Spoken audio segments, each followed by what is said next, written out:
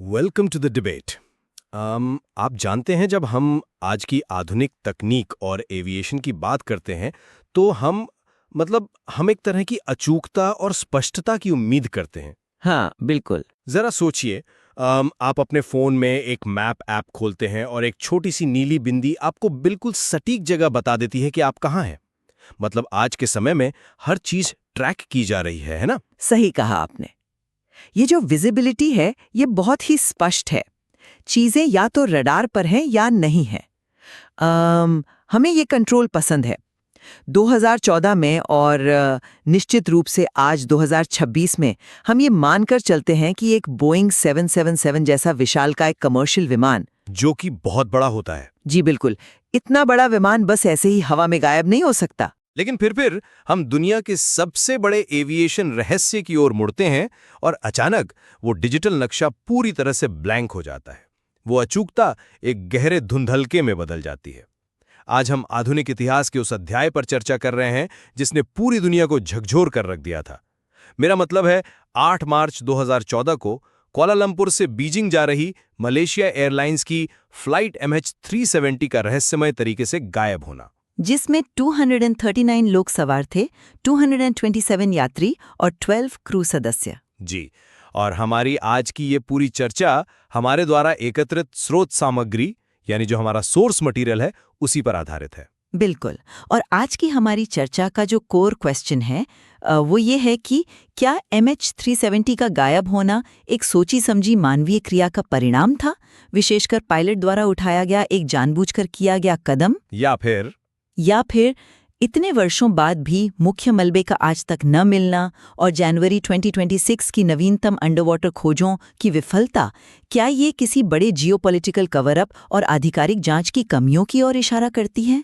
देखिए, इस विषय पर मेरा दृष्टिकोण बिल्कुल स्पष्ट है। मेरा मानना है कि उड़ान के दौरान कम्युनिकेशन सिस्टम्स का बंद होना और रडार से गायब होना, ये सब एक डेलिब्रेट एक्शन, यानी जानबूझकर की गई मानवीय क्रिया का अकाट्य प्रमाण है। ये साक्ष्य हमें सीधे कॉकपिट के अंदर ले जाता है। और मैं इस पूरी चीज को एक बहुत ही अलग नजरिए से देखती हूँ। मेरा तर्क ये है कि जनवरी 2026 में 75 वर्ग किलोमीटर की गहन खोज के विफल होने और विमान में सवार जो बेहद संवेदनशील पृष्ठभूमि वाले यात्री थे, उनकी उपस्थिति यह दर्शाती है कि यह मामला केवल पायलट की गलती नहीं हो सकता। अच्छा जी, यह किसी बड़े बाहरी हस्तक्षेप या कवर अप का हिस्सा हो सकता है, जिसे जानबूझकर छिपाया जा रहा है। चलिए, मैं अपने दृष्टिकोण को थोड़ा और विस्तार से आपके सामने रखता हूं। जब हम MH370 की बात करते हैं तो हमें तथ्यों की उस पूरी श्रृंखला को देखना होगा, जो किसी मैकेनिकल फेलियर की तरफ नहीं बल्कि एक सुनियोजित योजना की तरफ इशारा करती है। उड़ान भरने के लगभग 40 मिनट बाद जैसे ही विमान मलक्का स्ट्रेट के ऊपर पहुंचता है, जो कि एक हैंडओवर पॉइंट है ना? बिल्कुल, मलेशियन और वियतनामी एयर स्पेस के बीच का एक ऐसा पॉइंट जहां रडार कवरेज सबसे कमजोर होता है। उसी समय अचानक उसका ट्रांसपॉन्डर बंद हो जाता है।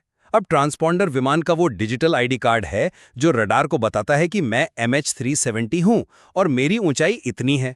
हाँ, ये तो बेसिक एविएशन नॉलेज है। जी। और उसी समय एकार्स भी बंद हो जाता है। एकार्स को आप विमान के एक टेक्स्ट मैसेजिंग सिस्टम की तरह समझ सकती हैं, जो लगातार ग्राउंड कंट्रोल को विमान की सेहत का अपडेट भेजता रहता है। ये कोई संयोग नहीं हो सकता कि दोनों सिस्टम एक ही समय पर फेल हो जाएं। आप कह रहे हैं कि ये मैनुअल था? 100%। इन सिस्टम्स को बंद करने के लिए कॉकपिट के अंदर मौजूद किसी व्यक्ति को मैन्युअल रूप से सर्किट ब्रेकर्स तक पहुंचना पड़ता है। ये कोई अचानक हुई खराबी नहीं थी।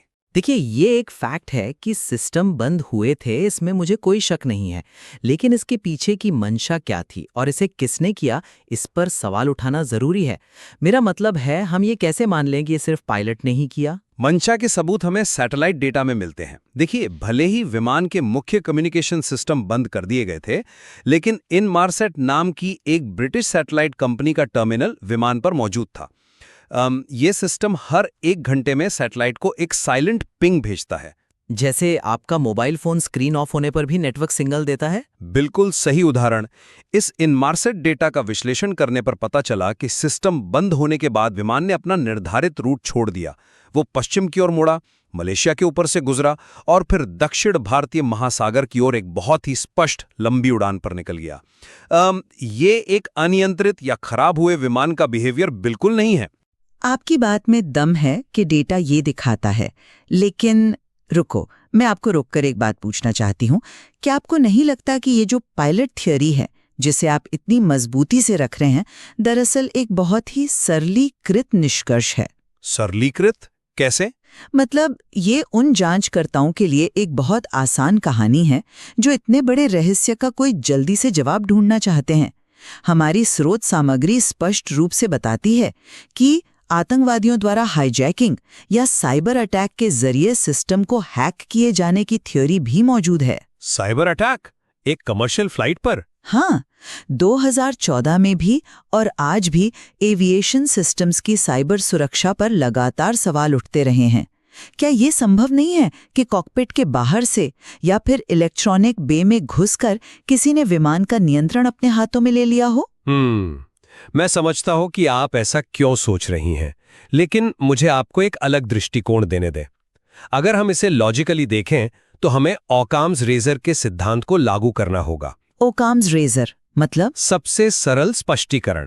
हाँ, ऑकाम्स रेजर कहता है कि जो स्पष्टीकरण सबसे कम धारणाओं पर निर्भर करता है वही सबसे अधिक संभावित सत्य होता है।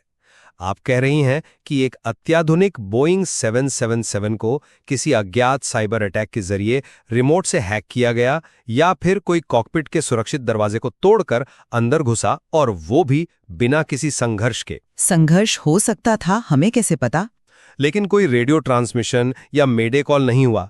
इन सब में बहुत सी जटिल धारणाएं शामिल हैं। इसके विपरीत कॉकपिट के अंदर पहले से मौजूद एक व्यक्ति जिसे विमान के हर सिस्टम और रडार के ब्लाइंड स्पॉट्स की गहरी जानकारी है, उसके द्वारा सिस्टम को मैन्युअली बंद करना कहीं अधिक प्रैक्टिकल और तार्किक स्पष्टीकरण है। और इसका सबसे बड़ा सबूत तो कैप्टन जहारी अहमद शाह के घर से ही मिला था। आप उस फ्लाइट सिमुलेटर डेटा की बात कर रहे हैं? बिल्कुल। घटना से ठीक 1 महीने पहले फरवरी 2014 में कैप्टन के घर के फ्लाइट सिमुलेटर पर एक बहुत ही विशिष्ट मार्क फ्लाई किया गया था। FBI ने उस हार्ड ड्राइव से जो डिलीटेड डेटा रिकवर किया उसमें मैन्युअली प्लॉट किए गए वे पॉइंट्स थे। लेकिन वो डेटा, और सुनिए, वे पॉइंट्स मलक्का स्ट्रेट से होते हुए सीधे दक्षिण भारतीय महासागर के एक दूरस्थ इलाके में जाते हैं। ये ठीक वही जगह है जहां इनमारसाइट डेटा के अनुसार विमान का ईंधन खत्म हुआ था। एक पायलट अपने फ्री टाइम में एक ऐसा रूट क्यों सिमुलेट करेगा जो कहीं नहीं जाता, बस बीच समंदर में जाकर खत्म हो जाता है? ये कोई संयोग नहीं था, ये एक रिहर्सल थी। मुझे माफ करें, लेकिन मैं इस बात से पूरी तरह सहमत नहीं हूं। मैं बताती हूं क्यों। सिमुलेटर पर डेटा होना और उसे एक आपराधिक साजिश या मर्डर सुसाइड से जोड़ना, ये दो अलग अलग बातें हैं। कैसे अलग हैं? डेटा तो सीधा मैच कर रहा है। क्योंकि स्रोत सामग्री में स्पष्ट रूप से लिखा है कि FBI, जिसने उस सिम्युलेटर डेटा की गहन जांच की थी, उसने आधिकारिक तौर पर कहा कि उन्हें उसमें कुछ भी संदिग्ध नहीं मिला। वो सिम्युलेटर हजारों रास्तों से भरा हुआ था। एक पायलट नई जगहों पर उड़ान भरने का अभ्यास करता है, ये आम बात है। इसके अलावा पायलट के परिवार और कई स्वतंत्र जांचकर्ताओं ने भी इस सिद्धांत को सिरे से खारिज किया है।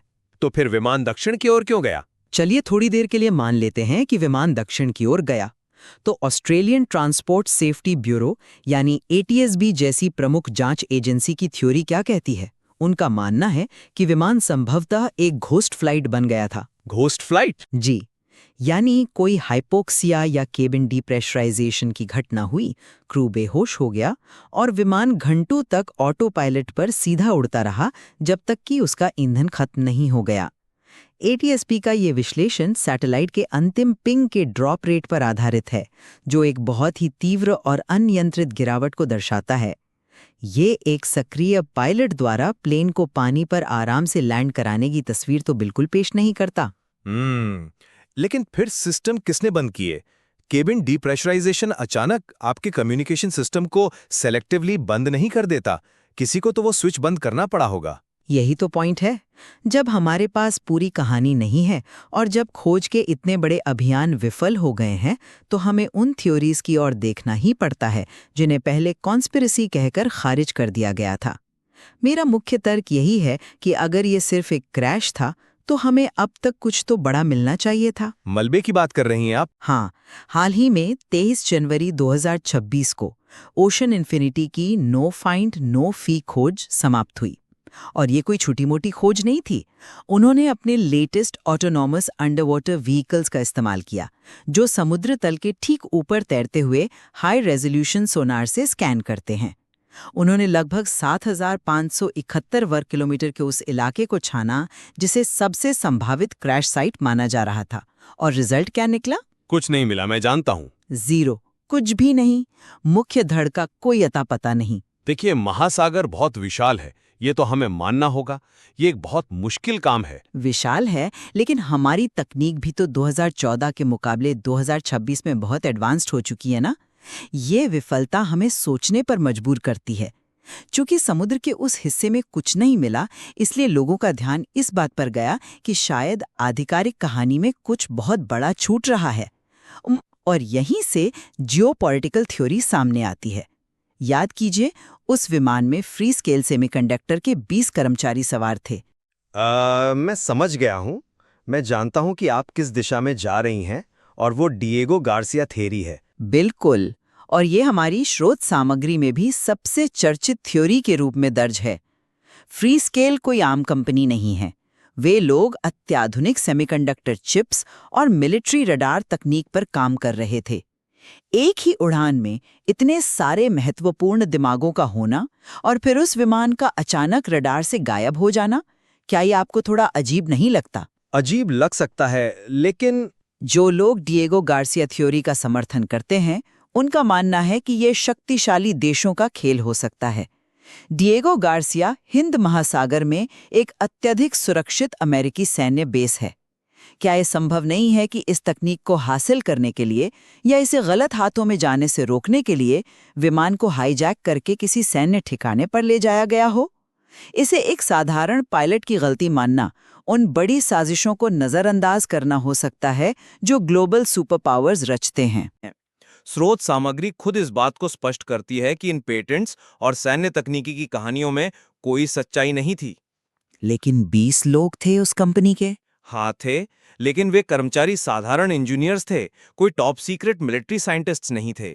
जब हम डिएगो गार्सिया जैसी बातों को बढ़ावा देते हैं, तो हम वास्तव में इसे एलियंस या बर्मुडा ट्रायंगल जैसी अलौकिक शक्तियों वाली अतिरंजित थ्योरीज के स्तर पर ला रहे हैं, जिनका जिक्र हमारी स्रोत सामग्री में भी किया गया है। रुको, आप डिएगो गार्सिया को एलियंस या बर्मुडा ट्रायंगल से कैसे कंपेयर कर सकते हैं? डिएगो गार्सिया कोई जादुई जगह नहीं है। वो एक वास्तविक हाई सिक्योरिटी मिलिट्री बेस है, जो उसी हिंद महासागर में स्थित है जहां विमान के जाने की बात कही जा रही है। बेस वास्तविक है, मैं इससे इनकार नहीं कर रहा, लेकिन वहां एक कमर्शियल विमान को चोरी छिपे ले जाने और 239 लोगों को गायब कर देने की कहानी पूरी तरीके से काल्पनिक है। मेरा मानना है कि यह सब हमारे मानवीय मनोविज्ञान का एक हिस्सा है।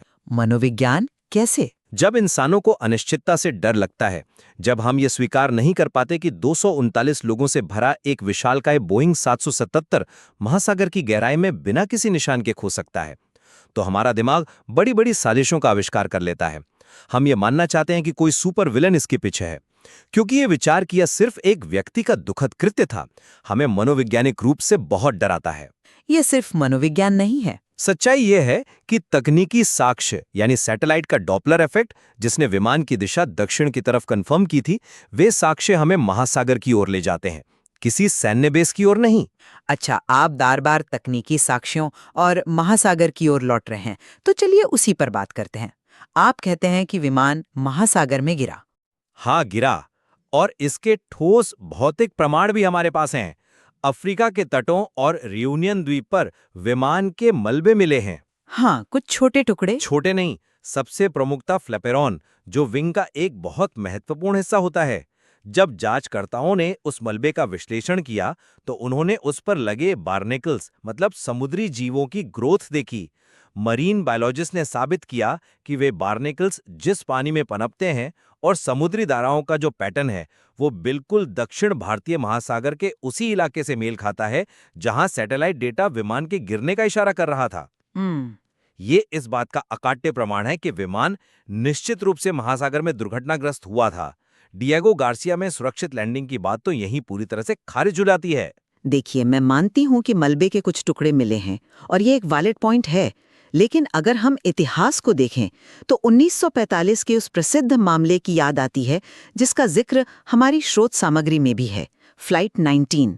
बरमूडा ट्रायंगल वाला मामला। जी, बरमूडा ट्रायंगल वाले इलाके में 5 अवेंजर बॉम्बर्स गायब हो गए थे। आज तक उनका मुख्य मलबा नहीं मिला है। अब सिर्फ इसलिए कि MH370 का एक फ्लैपरॉन या कुछ छोटे टुकड़े बहकर आ गए हैं, इसका मतलब ये नहीं है कि आधिकारिक इंडियन ओशन क्रैश की पूरी कहानी उसी रूप में सच है जैसी हमें बताई जा रही है। लेकिन मलबे का मिलना ये तो साबित करता है कि विमान पानी में क्रैश हुआ, ये तो आप मानेंगी। पानी में क्रैश होना और आधिकारिक तौर पर बताई गई जगह पर क्रैश होना, ये दो अलग चीजें हैं। जरा इस बात पर गौर कीजिए। 2025 में मलेशियन सरकार ने ओशन इन्फिनिटी के साथ समझौता किया। उन्होंने मार्च 2025 में और फिर दिसंबर 2025 से जनवरी 2026 तक एक बहुत बड़ा अभियान चलाया। हाँ, हमने भी उसकी बात की। और जैसा कि मैंने पहले बताया, 7,571 वर्ग किलोमीटर एरिया स्कैन किया गया। उन्होंने उस सर्च बॉक्स का कोना-कोना छान मारा, जिसे वैज्ञानिकों ने सैटेलाइट डेटा के आधार पर सबसे सटीक माना था। इतने गहन अभियान के बाद भी इंजन, लैंडिंग गियर या मुख्य धड़ का न मिलना यह इस बात को बल देता है कि शायद हम गलत जगह तलाश रहे हैं। तो फिर सही जगह क्या है? या फिर यह एक मिलिट्री शूटडाउन या पॉलिटिकल कवर अप का मामला है।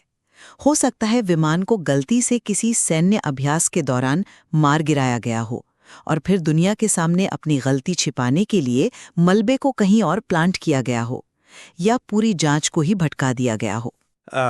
मैं आपकी इस निराशा को समझ सकता हूं। 2026 की ओशन इन्फिनिटी की खोज का विफल होना वास्तव में एविएशन जगत और उन वैज्ञानिकों के लिए एक बड़ा झटका है जिन्होंने उस सैटेलाइट डेटा पर सालों काम किया।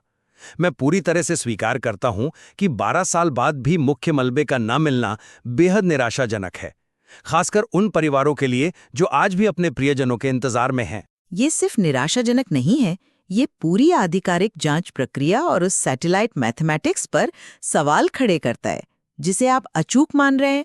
मैं आपकी बात से सहमत हूं कि हमारे पास अभी भी विमान का मुख्य हिस्सा यानी ब्लैक बॉक्स नहीं है, लेकिन इसके बावजूद मैं अपने इस रुख पर कायम हूं कि जो साक्ष्य हमारे पास उपलब्ध हैं, खासकर सिस्टम्स का मैनुअल रूप से बंद किया जाना और सिमुलेटर का वो डिलीटेड डेटा, वे एक दुखद मानवीय भूल या जानबूझकर की गई कार्रवाई की ओर ही इशारा करते हैं। लेकिन मलबे का न मिलना, देखिए, ओशन इन्फिनिटी की विफलता ये साबित नहीं करती कि कोई ग्लोबल साजिश रची गई है।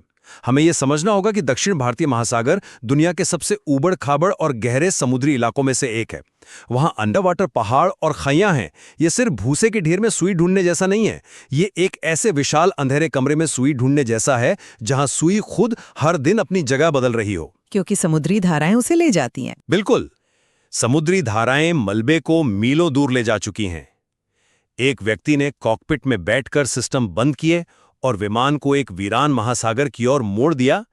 ये कड़वा लेकिन सबसे लॉजिकल सच है।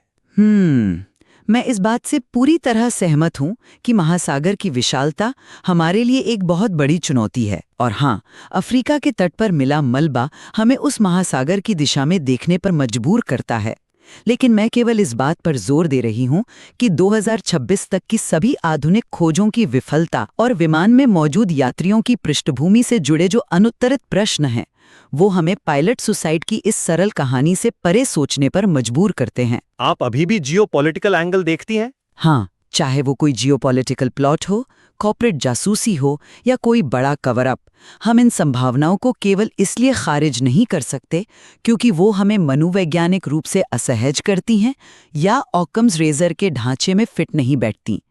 जब एक सीधी और साधारण जांच बार बार विफल हो रही हो तो हमें जटिल सवालों का सामना करना ही होगा।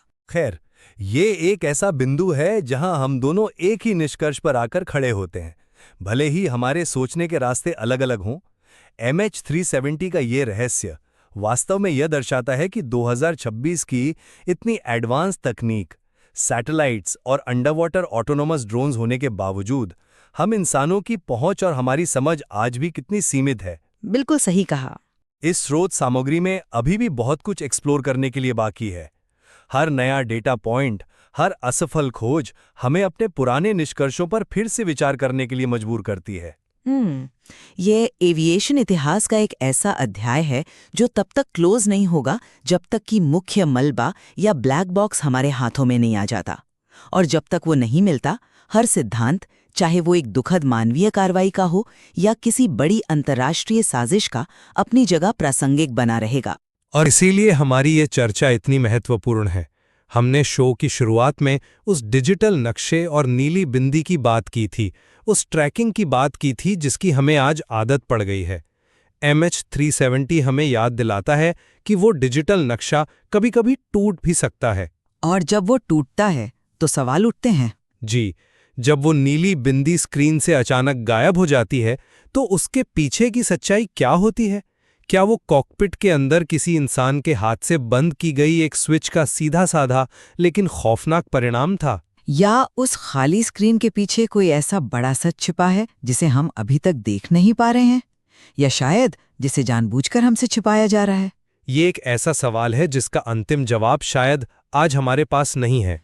लेकिन एक समाज के रूप में ये सवाल पूछना हम बंद नहीं कर सकते। आप किस सिद्धांत को सबसे अधिक विश्वसनीय मानते हैं? क्या हम उस खाली नक्शे पर कभी फिर से वो बिंदी ढूंढ पाएंगे? यह सोचने का काम अब हम आप पर छोड़ते हैं। इस चर्चा में जुड़ने के लिए धन्यवाद।